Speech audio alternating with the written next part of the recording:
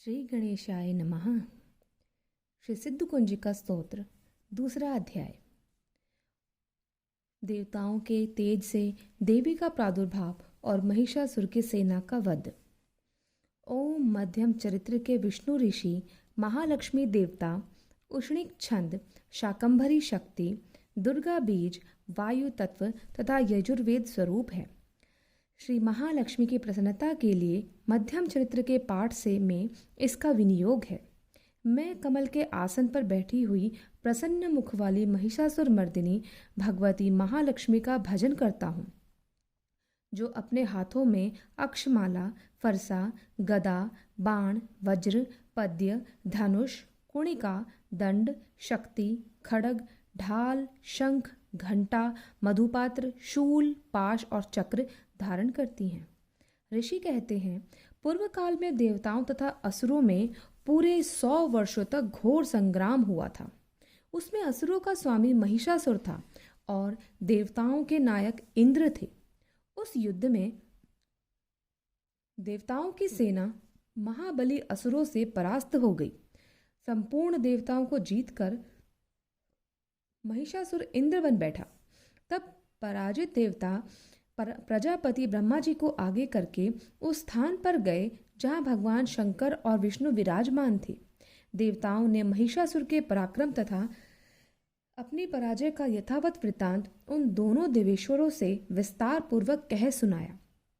वे बोले, भगवान, महिषासुर सूर्य, इंद्र, अग्नि, वायु, चंद्रमा, यम, वरुण तथा अन्य देवताओं के भी अधिकार छीनकर स्वयं ही सबका अधिष्ठाता बना बैठा है। उस दुरात्मा महिष ने समस्त देवताओं को स्वर्ग से निकाल दिया है। अब वे मनुष्यों की भांति पृथ्वी पर विचरते हैं। दैत्यों की यह सारी करतूत हमने आप लोगों से कह सुनाई। अब हम आपकी शरण में आए हैं, उसके वध का कोई उपाय सोचिए। इस प्रकार देवताओं के वचन सुनकर भगवान विष्णु तथा शिव ने दैत्यों पर बड़ा क्रोध किया। उनकी भौहें तन गई और मुंह टेढ़ा हो गया। तब अत्यंत कोप में भरे हुए चक्रपाणी श्री विष्णु के मुख से एक महान तेज प्रकट हुआ। इसी प्रकार ब्रह्मा, शंकर और इंद्र आदि अन्यान्य देवताओं के शरीर से भी बड़ा भारी तेज निकला। वह सब मिलकर एक हो गया। महान तेज का वह पुंज जाज्वल्यमान पर्वत सा जान पड़ा। देवताओं ने देखा, वहां उसकी ज्वालाएं संपूर्ण दिशाओं में व्याप्त हो रही थी।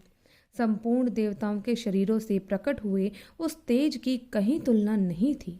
एकत्रित होने पर भी वह एक नारी के रूप में परिणत हो गया और अपने प्रकाश से तीनों लोकों में व्याप्त जान पड़ा। भगवान शंकर का जो तेज था, उससे उस देवी का मुख प्रकट हुआ। यमराज के तेज से उसके सिर के बाल निकल आए। श्री विष्णु भगवान के तेज से उसकी भुजाएं उत्पन्न हुई। चंद्रमा के तेज से दोनों स्तनों का, इंद्र के तेज से मध्य भाग का प्रादुर्भाव हुआ। वरुण के तेज से जंघा और पिंडली तथा पृथ्वी के तेज से नितंब भाग प्रकट हुआ। ब्रह्मा के तेज से दोनों चरण तथा सूर्य के तेज से उसकी उंगलियां निकली। वसुओं के तेज से हाथों की उंगलियां तथा कुबेर के तेज से नासिका प्रकट हुई। उस देवी के दांत प्रजापति के तेज से और तीनों नेत्र अग्नि के तेज से प्रकट हुए थे। उसकी भौहें संध्या के और कान वायु के तेज से उत्पन्न हुए थे। इसी प्रकार अन्यान्य देवताओं के तेज से भी उस कल्याणमयी देवी का आविर्भाव हुआ। तदनंतर समस्त देवताओं के तेजः पुंज से प्रकट हुई देवी को देखकर महिषासुर के सताए हुए देवता बहुत प्रसन्न हुए। पिनाकधारी भगवान शंकर ने अपने शूल से एक शूल निकालकर उन्हें दिया। फिर भगवान विष्णु ने भी अपने चक्र से एक चक्र उत्पन्न करके भगवती को अर्पण किया। वरुण ने भी शंख भेंट किया। अग्नि ने उन्हें शक्ति दी और वायु ने धनुष तथा बाण से भरे हुए 2 तरकस प्रदान किए। सहस्र नेत्रों वाले देवराज इंद्र ने अपने वज्र से उत्पन्न कर एक वज्र प्रदान किया। ऐरावत हाथी से उतारकर एक घंटा भी प्रदान किया। यमराज ने काल दंड से दंड, वरुण ने पाश, प्रजापति ने स्फटिकाक्ष की माला तथा ब्रह्मा जी ने कमंडलू भेंट किया। सूर्य ने देवी के समस्त रोमकूपों में अपनी किरणों का तेज भर दिया। काल ने उन्हें चमकती हुई ढाल और तलवार दी। क्षीर समुद्र में ने उज्जवल हार तथा कभी जीर्ण न होने वाली 2 दिव्य वस्त्र भेंट किए।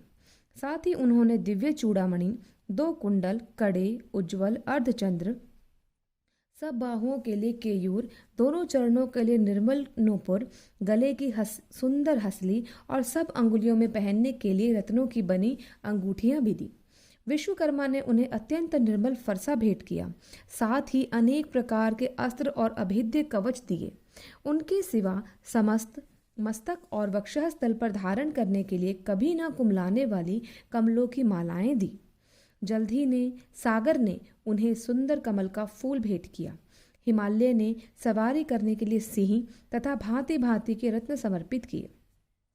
धनाध्यक्ष कुबेर ने मधु से भरा पान पात्र दिया और संपूर्ण नागों ने के राजा शेष ने, जो इस पृथ्वी को धारण करते हैं, उन्हें बहुमूल्य मणियों से विभूषित नागहार भेंट किया।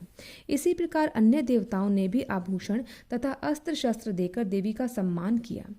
तत्पश्चात उन्होंने बारंबार अट्टहास पूर्वक उच्च स्वर से गर्जना की। उनके भयंकर नाद से संपूर्ण आकाश गूंज उठा। देवी का वह अत्यंत उच्च स्वर से किया हुआ सिंहनाद कहीं समा नहीं रहा था। आकाश उसके सामने लघु प्रतीत होने लगा। उससे बड़ी जोर की प्रतिध्वनि हुई, जिससे संपूर्ण विश्व में हलचल मच गई और समुद्र भी कांप उठे। पृथ्वी डोलने लगी और समस्त पर्वत हिलने लगे। उस समय देवताओं ने अत्यंत प्रसन्नता के लिए सिंह वाहिनी भवानी से कहा, देवी तुम्हारी जय हो। साथ ही महर्षियों ने भक्ति भाव से विनम्र होकर उनका सत्वन किया। संपूर्ण त्रिलोकी को क्षोभग्रस्त देख दैत्यगण अपने समस्त सेना को कवच आदि से सुसज्जित कर हाथों में हथियार ले सहसा उठकर खड़े हो गए। उस समय महिषासुर ने बड़े क्रोध में आकर कहा, यह क्या हो रहा है?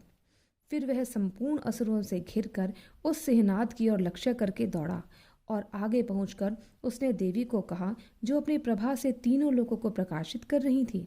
उनके चरणों के भार से पृथ्वी दबी जा रही थी, माथे के मुकुट से आकाश में रेखा से खिंच रही थी तथा वे अपने धनुष के टंकार से सातों पातालों को क्षुब्ध किए देती थी। देवी अपने हजारों भुजाओं से संपूर्ण दिशाओं को आच्छादित करके खड़ी थी। तदनंतर उनके साथ दैत्यों का युद्ध छिड़ गया। नाना प्रकार के अस्त्र शस्त्रों के प्रहार से संपूर्ण दिशाएं उदासित होने लगी। चिक्षुर नामक महान असुर महिषासुर का सेना नायक था। वह देवी के साथ युद्ध करने लगा। अन्य दैत्यों की चतुरंगिनी सेना साथ लेकर चामर भी लड़ने लगा। 60,000 रथियों के साथ आकर उदग्र नामक महादैत्य ने लोहा लिया।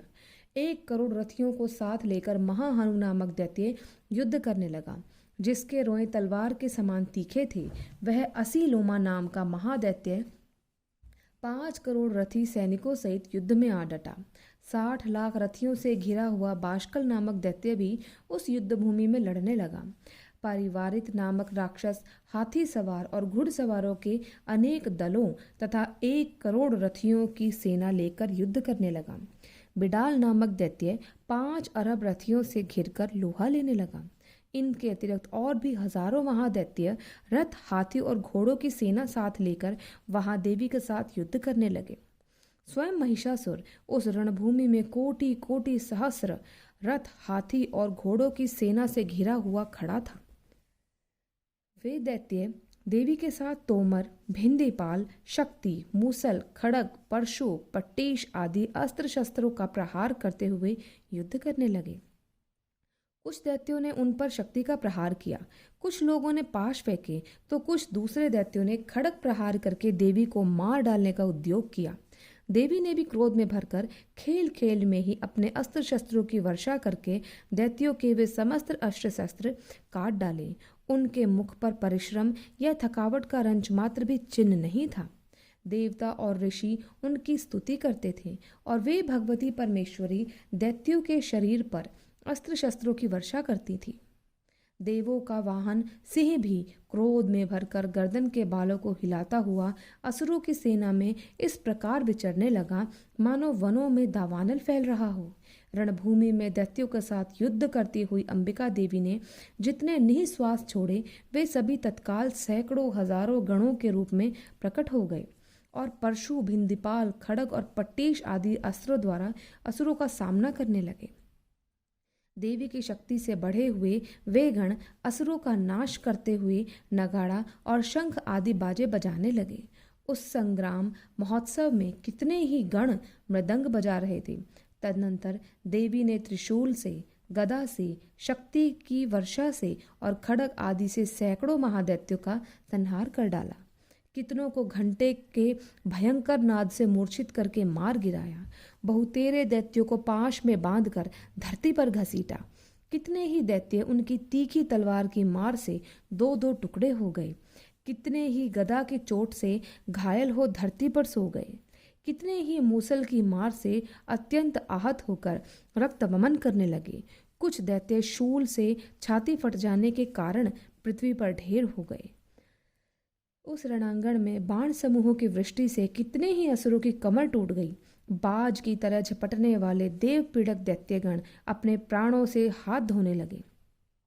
किन्हीं की बाहें छिन्न भिन्न हो गई, कितनों की गर्दनें कट गई, कितने ही दैत्यों के मस्तक कट कट कर गिरने लगे। कुछ लोगों के शरीर मध्य भाग में ही विदीर्ण हो गए। कितने ही महादैत्य जांघें कट जाने से पृथ्वी पर गिर पड़े। कितनों को ही देवी ने एक बाह, एक पैर और एक नेत्र वाले करके दो टुकड़ों में चीर डाला। कितने ही दैत्य मस्तक कट जाने पर भी गिरकर फिर उठ जाते और केवल धड़ के ही रूप में अच्छे अच्छे हथियार हाथ में ले वे देवी के साथ युद्ध करने लगते थे। दूसरे कबंध युद्ध के बाजों की लय पर नाचते थे। कितने ही बिना सिर के धड़ हाथों में खड़ग, शक्ति और रिष्टि लिए दौड़ते थे और दूसरे दूसरे महादैत्य ठहरो ठहरो यह कहते हुए देवी को युद्ध के लिए ललकारते थे। जहां वह घोर संग्राम हुआ था वहां की धरती देवी के गिराए हुए रथ, हाथी, घोड़े और असुरों की लाशों से ऐसी पट गई थी कि वहां चलना फिरना असंभव हो गया था। दैत्यों की सेना में हाथी, घोड़े और असुरों के शरीरों से इतनी अधिक मात्रा में रक्तपात हुआ था कि थोड़ी ही देर में वहां खून की बड़ी बड़ी नदियां बहने लगी। जगदम्बा ने असुरों की विशाल सेना को क्षण भर में नष्ट कर दिया। ठीक उसी प्रकार जैसे तृण और काठ के भारी ढेर को आग कुछ ही क्षणों में भस्म कर देती है, और सिंह भी गर्दन के बालों को हिला हिला कर जोर जोर से गर्जना करता हुआ दैत्यों के शरीरों से मानो उनके प्राण चूने लेता था, वहां देवी के गणों ने भी उन महादैत्यों के साथ ऐसा युद्ध किया जिससे आकाश में खड़े हुए देवतागण उन पर बहुत संतुष्ट हुए और फूल बरसाने लगे। इति श्री मार्कंडेय पुराण के सावर्णिक मनमंत्र की कथा के अंतर्गत देवी महात्म्य में महिषासुर की सेना का वध नामक दूसरा अध्याय पूरा हुआ। बोलो जगत जननी माता की जय।